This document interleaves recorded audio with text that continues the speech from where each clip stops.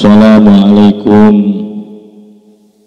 warahmatullahi wabarakatuh. Bismillahirrahmanirrahim.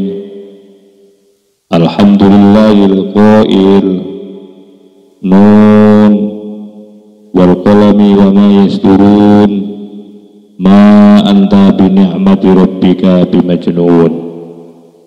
Qala al-mu'allif rahimahullahu ta'ala wa nafa'ana bihi wa bi ulumihi wa bi anwarihi wa bi asrarihi wa bi barakati fid dharain, amin.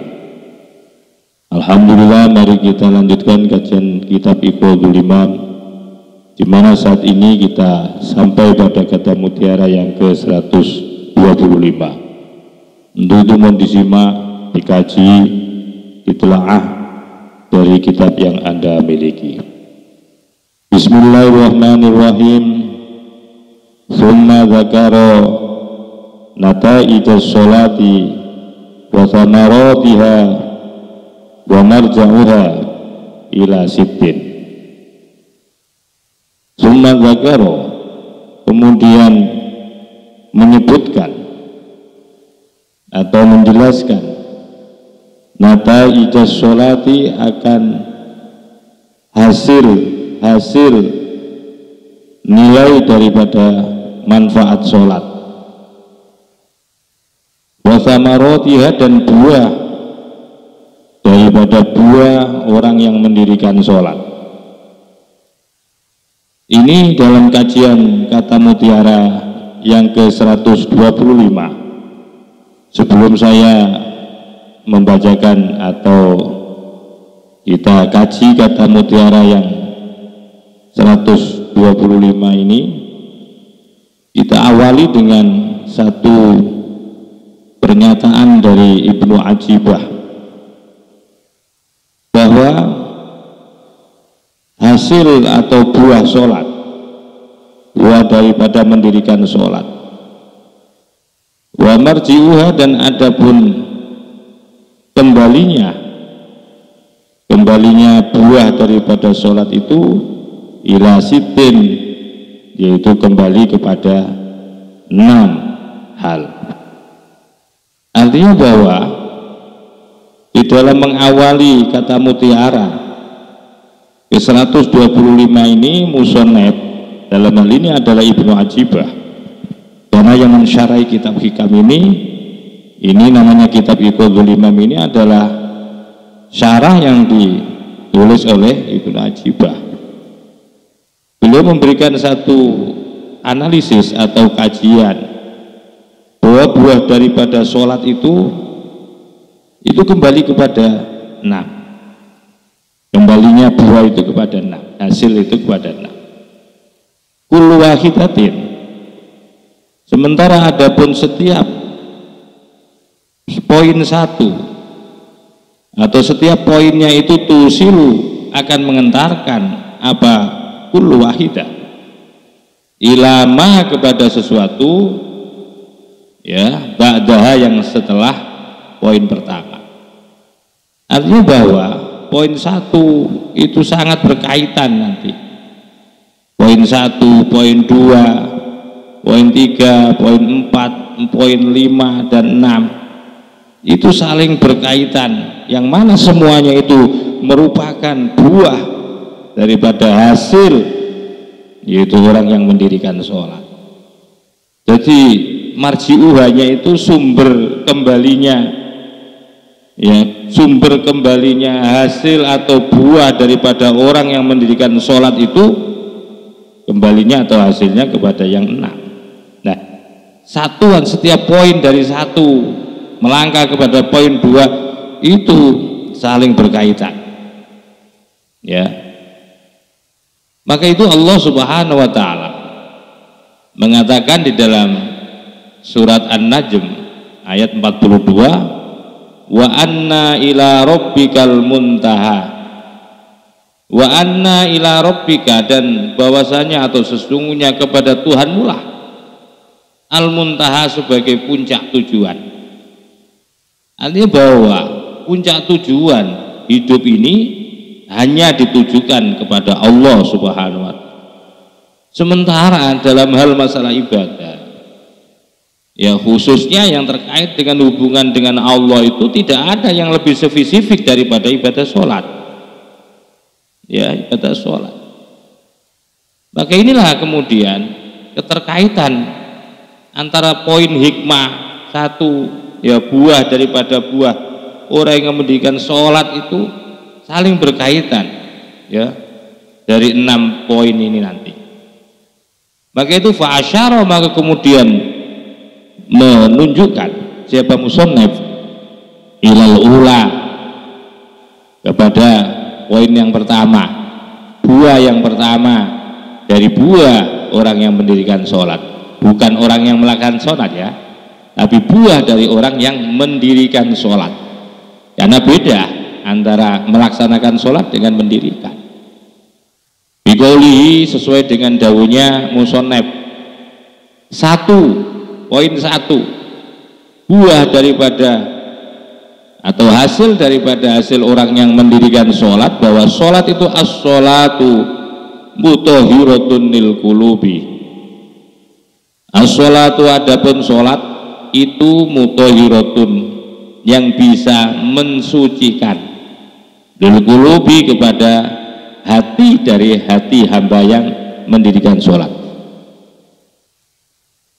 Artinya bahwa sholat ini adalah, kalau diibaratkan seperti alat cuci, ini adalah mesin cuci. Kalau diibaratkan orang membersihkan pakaian, bahwa sholat ini adalah mesin cucinya untuk membersihkan dan mensucikan pakaian, untuk melondri dari kotoran, dari baju-baju yang kotor itu dimasukkan ke mesin cuci. Maka pengibaratannya bahwa sholat itulah yang bisa mensucikan, yang bisa membersihkan, sebagai alat yang melondri terhadap dosa-dosanya hati ini. Maka penting kan, kita harus punya laundry, punya mesin cuci, ya. Maka gitu hati juga harus punya mesin cuci untuk membersihkan hati itu. Hamba itu, seorang hamba itu harus punya mesin cuci untuk membersihkan kotoran-kotoran, ya. Dosa-dosa yang ada di hati ini perlu dibersihkan, perlu disucikan. Pakai apa itu? Tidak ada lain, menggunakan sholat. Qultu, saya katakan, innama kanat sholatu, bahwasanya ada apa as-sholatu, sholat itu mutahhiratan, yang bisa mensucikan, lil qulubi, terhadap hati, daripada hatinya orang yang sholat, orang yang mendirikan sholat. Membersihkan dari apa itu? Minal masawi, dari kesalahan-kesalahan. Ya, ketika ada kesalahan yang dilakukan oleh seorang hamba, yang mana kalau kesalahan itu menumpuk-numpuk, ya maka sulit nanti untuk membersihkannya. Maka itu kita di dalam melaksanakan ibadah sholat itu, di dalam mendirikan ibadah sholat itu, maka diwajibkan oleh Allah 5 kali dalam 1 hari. Karena ibaratnya bahwa di dalam hadis itu kan nyata, Pak. Kan nyata ya. Coba antara, kalau diibaratkan bahwa sholat itu seperti sungai yang mengalir, seperti air sungai yang mengalir, yang kemudian kita mandi dalam 1 hari 5 kali. Bersihkah orang yang mandi dalam 1 hari itu 5 kali? Tentu bersih. Ya, sholat seperti itu, ya. Maka itu sholat itu mutahhiratan lil qulubi minal masawi, dari kesalahan-kesalahan, wal uyubi, dan aib-aib atau cacat-cacatnya hati ini akan bisa dilondri, akan bisa dibersihkan oleh yang namanya sholat. Tentu kita akan bertanya, kok bisa ya sholat itu bisa mensucikan dosanya hati, kotoran-kotoran, ya, virus-virus yang ada di hati itu kok bisa dibersihkan dengan menggunakan sholat, ya. Kenapa? Ada apa di dalam sholat itu? Apa kelebihan sholat itu? 5, karena sesuatu fihi, di dalam sholat, Nah ini.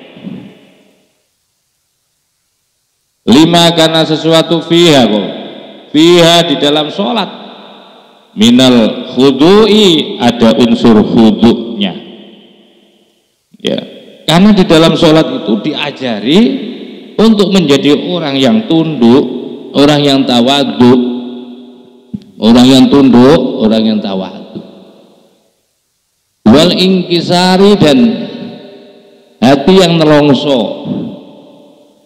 Hati ingkisar itu ya, artinya ketidaksempurnaan, menyadari bahwa diri ini penuh dengan kesalahan, penuh dengan ketidaksempurnaan.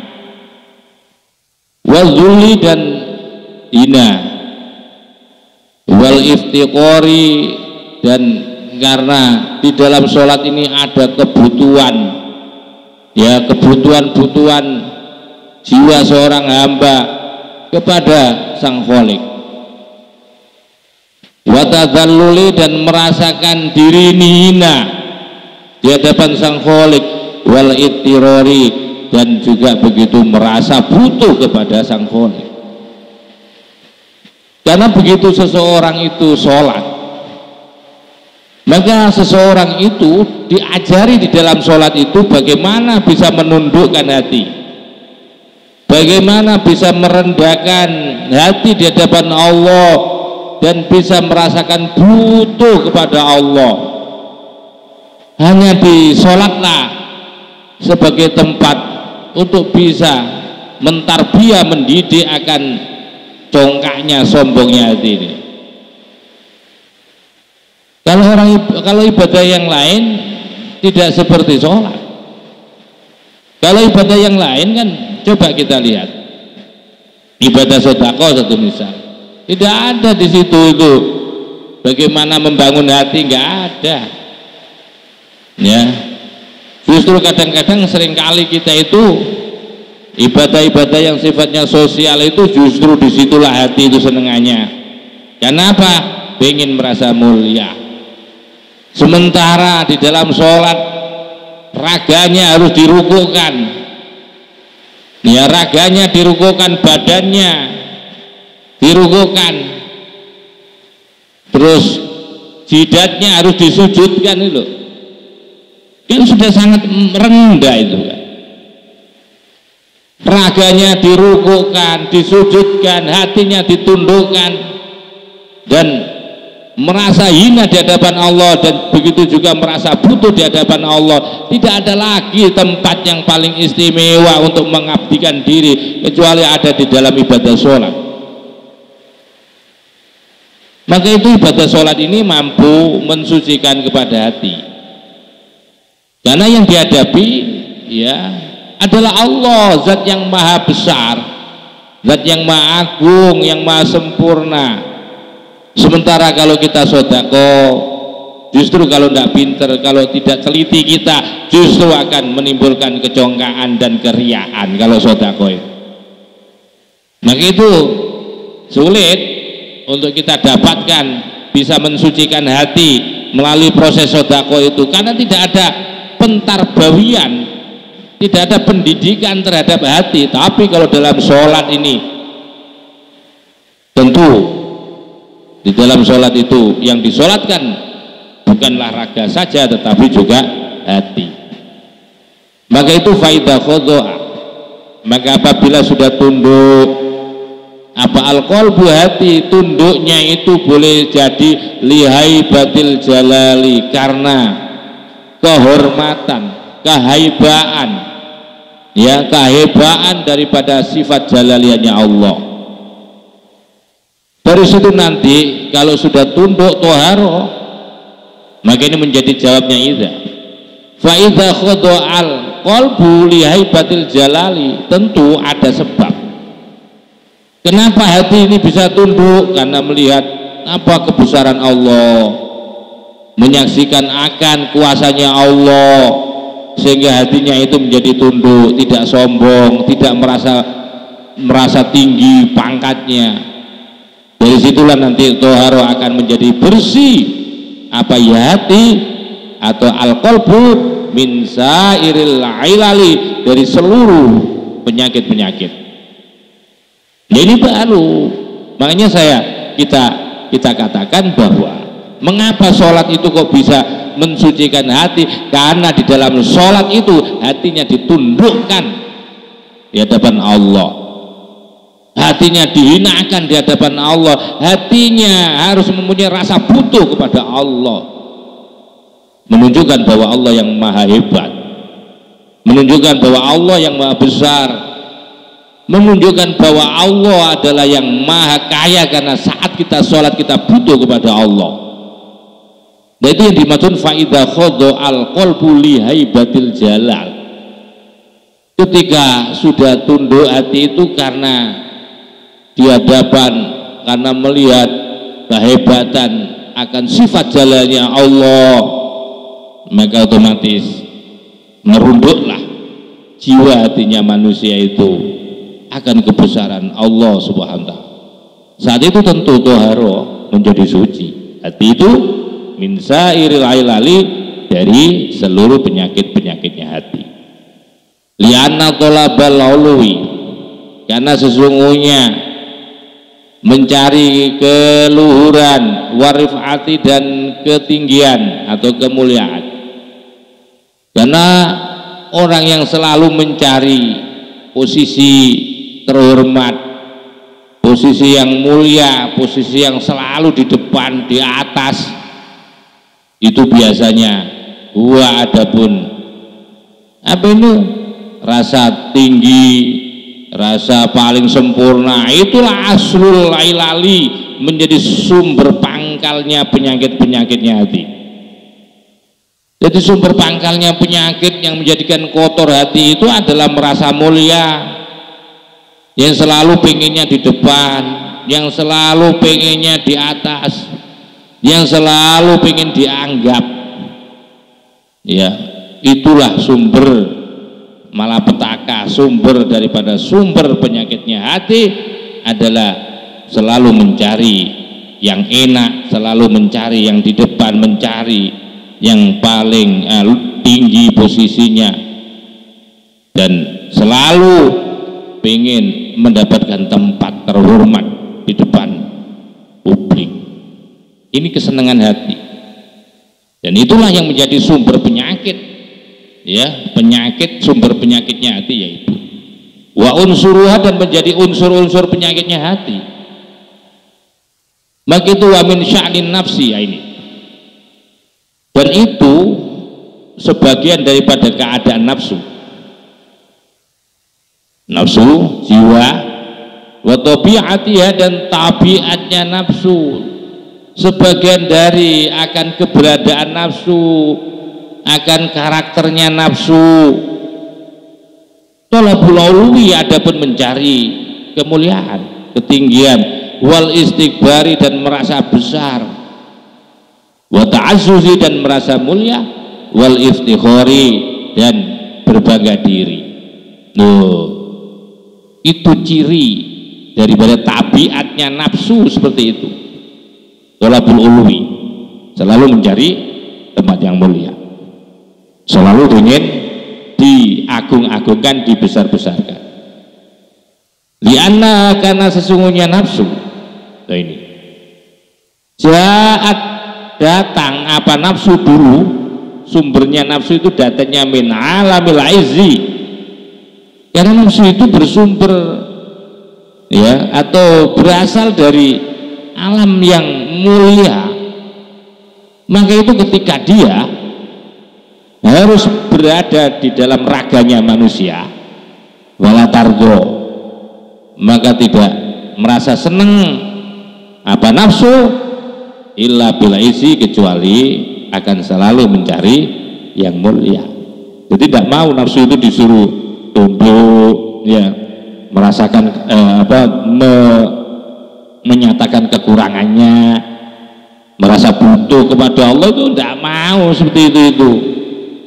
Makanya agar supaya nafsumu itu biar bisa dikendalikan, itu jangan selalu diberikan kemanjaan.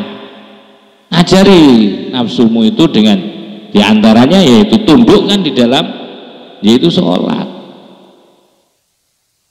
Wa ila hadza, Dan kepada inilah atau sampai di sinilah kemudian asyara memberikan petunjuk siapa syaihu syuyukhina, guru daripada guru kita, yaitu Syekh Al-Majdub, seorang ulama, seorang wali yang mencapai pangkat maqam majdub itu, yaitu Ibnul Arabi. Beliau mengatakan, min aina jitani ya birruhi al-hayama ruhaniyah maqamuha bisatul izzi ahwaluha rabbaniyah. Min aina jitani, dari mana engkau datang kepadaku ini? Datangmu itu dari mana? Kau bisa sampai kepada aku ini? Ya dirruh wa irruh al-hayama, yang selalu mengembara, ya ruh ruhaniyah, yang bersifat atau secara spiritual. Irruh, dari mana kamu asalmu yang datang kepadaku ini? Karena senengamu itu mengembara kemana-mana secara spiritual.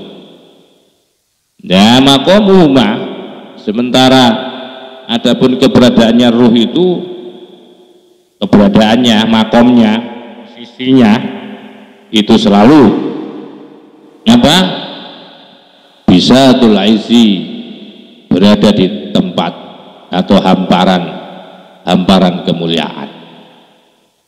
Awaluha, padahal adapun hal ikhwalnya ruh itu rubaniyah, yaitu yang bersifat apa? Yang bersifat ketuhanan. Walamma rukibat, maka ketika sudah disusun apa ruh, ketika ruh itu sudah dinaikkan, rukibat bisa artinya disusun atau sudah dinaikkan. Ketika sudah dinaikkan ruh fil qalibil jasmani, ada di dalam raga yang bersifat jasmani ini, tubuh ini, ketika dinaikkan ke dalam tubuh ruh ini, maka oleh Allah yang Maha Qahar dikembalikan, raddatha, mengembalikan akan ruh tadi, ya, raddatha, mengembalikan akan ruh siapa? Al-Qahriyatu, yaitu sifat Allah yang Maha Qahar, yang Maha Perkasa ini, kemudian dikembalikan roh itu, ya, ilal ubudiyati, menuju kepada penghambaan. Jadi begitu, inilah cara Allah agar supaya ruh itu mau tunduk dan manut, dimasukkan ke dalam raganya manusia. Ya, awalnya memang di tempat yang mulia dia, tapi di tempat mulia tidak bisa menghambakan dirinya kepada Allah, maka akhirnya ruh itu dinaikkan ke jasadnya manusia. Dari situ, dari jasad itu yang kemudian oleh zat yang Maha Perkasa untuk ditundukkan, dikembalikan agar supaya bisa mengabdi kepada Allah. Makanya ruddat hal al-qahriyatu wa ilal ubudiyati, kemudian mengembalikanlah, ya, mengembalikanlah akan ruh siapa? Al-Qahriyatu, zat yang maha atau Allah yang Maha Perkasa itu, mengembalikan ilal ubudiyati, kepada penghambaannya kepada Allah. Baru kemudian ruh ini bisa ibadah di situ. Wa ja'alatha, dan kemudian wa ja'alatha, dan menjadikan apa? Qahriyatullah, Maha Perkasanya Allah itu menjadikan akan ubudiyah. Jadi Maha Perkasanya Allah itu yaitu tadi ruh yang dulu di tempat yang mulia, masih sendiri, tidak berkendaraan, agar supaya bisa menikmati beribadah bersama raga, maka diciptakanlah kemudian atau dinaikkanlah ruh itu ke raga jasmani. Dari situ akan bisa ditemukan nanti sujud dan rukutnya ruh melalui apa itu? Yaitu melalui raga tadi, sehingga ruh akan bisa mengabdi kepada Allah. Wa ja'alatha, dan menjadikan sifat gelarnya Allah akan ubudiyah lah bagi ruh. Ya, kemudian dari jabarnya Allah itu kemudian ruh itu bisa beribadah menjadi hamba Allah. Ya, baban sebagai pintu lil wusuli, untuk bisa sebo, usul bisa sampai ila hadratir rububiyati, untuk menuju hadir di kemaharibaan sifat ketuhanannya Allah. Dan dari situlah nanti ruh itu bersama raga bisa untuk usul kepada Allah melalui pintu penghambaan tadi. Fala yutmi'u, dan kemudian tidak diberikan ingin, kemudian tidak diberikan ingin akhirnya. Fala yutma'u, maka tidak diberikan pengen, tidak pengen lagi lah bagi ruh firruju'i, untuk kembali la asliha kepada asal usulnya ruh. Ya, tapi seperti itu sungguhnya dia tidak mau. Ya, pada satu saat dia akan disuruh kembali lagi, dia tidak mau. Fala yutma'u, maka tidak pengen. Atma'a yutmi'u, fala yutma'u, dan tidak diberikan pengen la bagi ruh fil ruju'i, untuk pulang ila asliha kepada asal usulnya ruh, atau asal usulan nafas ini ya. Illa bingkisaria, kecuali harus menelongsokan, yaitu terhadap ruh atau jiwa tadi. Wazilliya, dan merendahkan terhadap ruh atau nafas tadi. Walidzalika, oleh karena itu qala dawu siapa Syekh Abdul Qadir Al-Jilani, itu Syekh Muhyiddin Abdul Qadir Jilani berkata, radhiyallahu anhu, mudah-mudahan Allah meridhoi kepada beliau Syekh Abdul Qadir Al-Jilani. Beliau mengatakan, apa itu al-abwaba kullaha wa wajadtu 'alaiha izdihaman fa'ataitu babadz dzulli wal inkisari wa wajadtuhu khaliyan fadakhaltu minhu. Katanya Syekh Abdul Qadir Jilani, ataitu, aku pernah datang, al-abwaba, datang ke beraneka ragam pintu-pintu semua aku datangi, kullaha, keseluruhan daripada pintu. Ketika aku datangi setiap pintu-pintu yang ada untuk menuju kepada Allah, wajadtu, maka aku dapati, aku temui alaiha, atas abwab, pintu-pintu itu aku temui izdihaman, dalam keadaan berdesak-desakan. Artinya aku mau masuk ke pintu ini, ternyata pintu ini pol banget, rame banget, sampai berdesak-desakan. Aku tidak bisa untuk usul kepada Allah, karena pintu ini sudah dihuni oleh banyak orang. Pintu-pintu kemuliaan ini maksudnya, pintu-pintu kesombongan itu loh. Karena aku tidak bisa masuk, terhalang itu, fa'ata itu, maka kemudian aku datang babadz dzulli, melalui pintu kerendahan, kehinaan, wal ingkisari, dan pintu kenelongsoan hati di hadapan Allah. Ternyata melalui pintu hina, yang tidak disukai nafsu ini, yang tidak disukai hati ini, kan pintu-pintu hina ini, karena bukan tempat mulia ini. Wajadtuhu, maka kemudian aku dapatihu, akan pintu kholian, itu kholian, kosong. Ternyata dari pintu yang hina, yang nelongso inilah pintu yang masih banyak dibuka oleh Allah sebagai jalan untuk usul. Tapi mengapa banyak orang nggak mau melalui pintu-pintu ini? Ya, untuk merendahkan hati, untuk merasa butuh kepada Allah.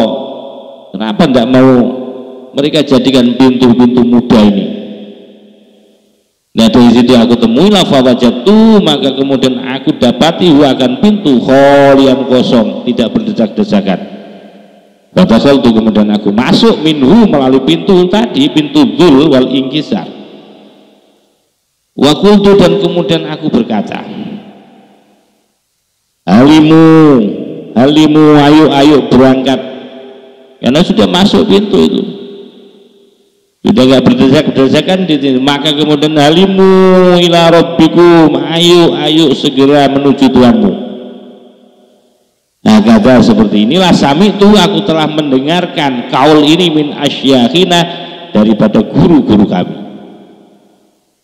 Fa'idha ingkasarot, ketika sudah nelongso, hati dibuat nelongso, tidak dibuat nyaman, enak.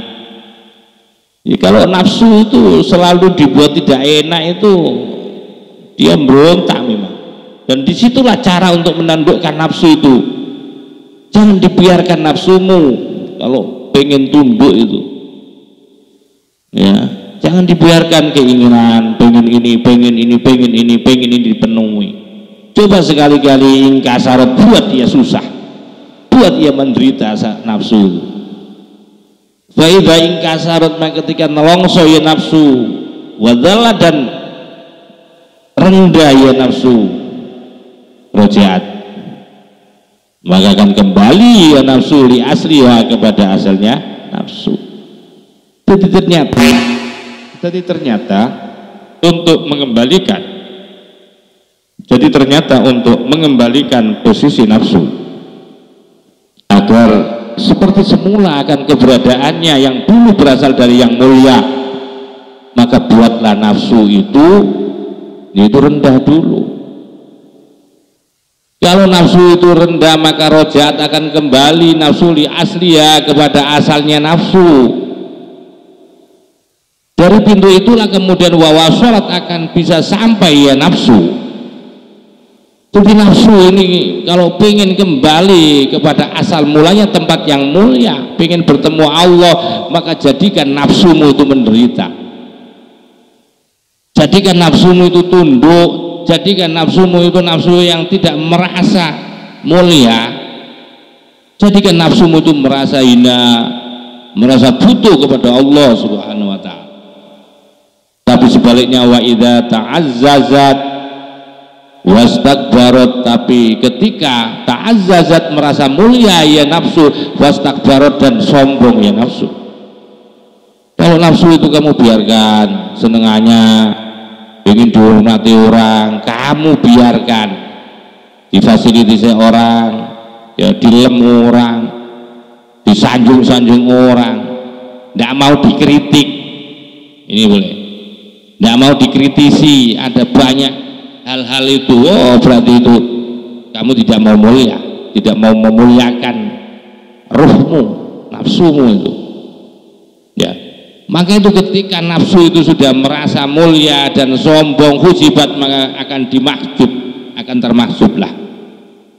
Akhirnya nafsu atau ruhmu itu akan termahjub nanti. Waturidat, dan akan diusir apa ya nafsu. Wa idza turidat, apabila sudah terusir ya nafsu, ba'udat, pasti jauh ya nafsu dari Allah, jauh nanti. Wa kullama ba'udat, maka ketika sudah jauh ya nafsu anil hadrati rabbaniyati, dari kemaharibaan, dari area kemaharibaan, yaitu sifat ketuhanan, maka istahkamat, maka akan berkuasa fiya terhadap nafsu apa asyahwatul jasmaniyah, yaitu syahwat-syahwat yang bersifat jasmani. Itu kalau sudah jauh dari kemahariban Allah, nafsumu tidak kamu tundukkan, maka yang akan berkuasa di situ adalah syahwat-syahwat jasmaniyamu. Wal akhlaqu syaitoniyatu, dan akhlak-akhlak syaitonnya, wat tasafat, karena yang menguasai adalah syahwat jasmani dan akhlak syaitan, maka fattasofat, maka menjadilah berubah atau bergambar atau berbentuk ruh. Hina idin, ketika itu, bikulli khuluqin daniyin, dengan ya bersifat atau berbentuk roh itu dengan apa itu? Dengan setiap atau seperti yaitu makhluk yang terendah.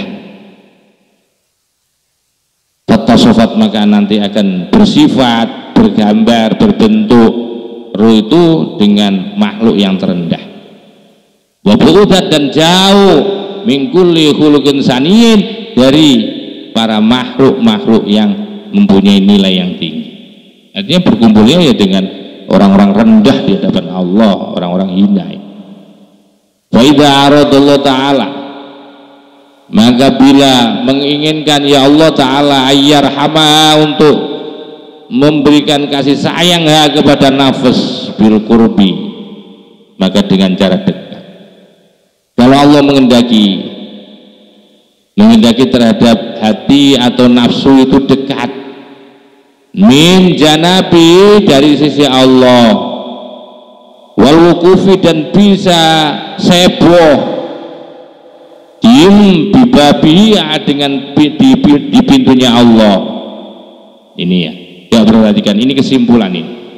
Ketika Allah ingin memberikan kasih sayang kepada hati atau nafsu atau roh, maka beliau memberikannya itu bil qurbi min janabi, dengan selalu dekat berada. Jadi Allah memposisikan akan selalu dekat di apa? Yaitu di sisinya hamba tadi. Bil qurbi dengan merasa dekat min janabi dari sisi Allah, wal wukufi dan bisa diem berdiri bibabi di pintu depannya Allah. Itu kalau orang sudah dikehendaki oleh Allah Subhanahu wa taala akan diberikan kasih sayang, bisa dekat kepada Allah. Dengan cara apa itu? Alhamaha, yaitu dengan cara mengilhamkan ya Allah akan ruh atau nafsu as-sholata melalui sholat. Nah ini. Jadi ternyata bahwa sholat ini akan menjadi pintu rahmatnya Allah, pintu rahmatnya Allah untuk membuka diri Allah agar kamu itu bisa dekat dengan Allah, ada di sisi Allah dan ada di depan pintunya Allah. Melalui apa itu? Jalannya untuk bisa dekat dengan Allah dan berada di pintu Allah selalu, maka tidak ada lain Allah mengilhamkan dengan melalui sholat. Dari situ wahabbabaha dan menjadikan cinta ya Allah akan nafsu ilaiha kepada sholat. Dan nanti akhirnya nafsumu itu atau rohmu itu akhirnya menjadi roh yang kalau ketika sudah dikasih ilham rohmu untuk dikasih ilham, rohmu itu dikasih ilham oleh Allah, bisa dekat di sisi Allah dan selalu berada di pintu-pintunya Allah, diberikan ilhamnya itu melalui sholat. Ketika wahabbaba ilaiha, dan ketika roh itu sudah cinta dengan sholat, wahabbaba dari situ, nah saya ulangi, ketika sudah diberikan ilham oleh Allah berbentuk sholat, maka wahabbaba dan menjadikan cinta ya Allah akan nafsu atau roh ilaiha kepada sholat. Akhirnya rohmu itu, nafsumu, maka akan selalu cinta kepada sholat. Hatta idza tatahharat, sehingga apabila sudah suci apa ruh minal dunubi dari dosa-dosa, karena sudah sholat tadi, wa muhiyat, maka dihapuslah anha dari ruh itu apa al-masawi, kesalahan-kesalahan dosanya, wal uyubi dan kekurangan-kekurangan dari dosa itu. Ya. Qurubat maka kemudian menjadi dekat apa ruh itu min hadratil habib, yaitu dari kemaharibaan sang kekasih, wa munajatil qoribi dan bermunajat dengan zat yang dekat. Jadi kalau sudah dekat seperti itu faqaroat maka kemudian mengetuklah ya, kemudian ruh ini mengetuk al-baba akan pintu untuk bertemu dengan Allah, wa thalabat dan kemudian meminta apa ruh al-hijabi agar supaya dibuka tirai-tirainya. Wa hadza ma'na qauli, dan inilah makna ucapan musonep setelah ini, yaitu di mana ketika sudah dekat dengan Allah, sudah suci, bersih hatinya dari dosa-dosa, ya, maka sudah dituntun, dibimbing oleh Allah Subhanahu wa taala menjadi orang yang selalu cinta terhadap sholat, memelihara sholatnya, ya, memelihara rukun syaratnya, khusyuknya dijaga seluruhnya. Dari situ nanti akan semakin dekat, semakin dekat. Maka ketika seseorang sudah di kemaharibaannya itu, maka dia tinggal memeduk pintu. Dari sanalah nanti akan terbuka tirai-tirai misteri, ya, tirai-tirai misteri itu nanti akan terbuka dengan wadah. Maka itu nanti akan kemudian pindah kepada, yaitu kata mutiara yang selanjutnya, yaitu ada di mana ini? Selanjutnya adalah akan masuk ke area kemaharibaan Allah Subhanahu wa taala yang menjadi buah kedua daripada buah faedahnya orang yang mendirikan sholat. Jadi itu masih kajian buah yang pertama daripada hikmah bagi orang yang mendirikan sholat. Mudah-mudahan jadi ilmu yang manfaat. Wa akhiran wallahu muwaffiq ila aqwamit thoriq. Wassalamualaikum warahmatullahi wabarakatuh.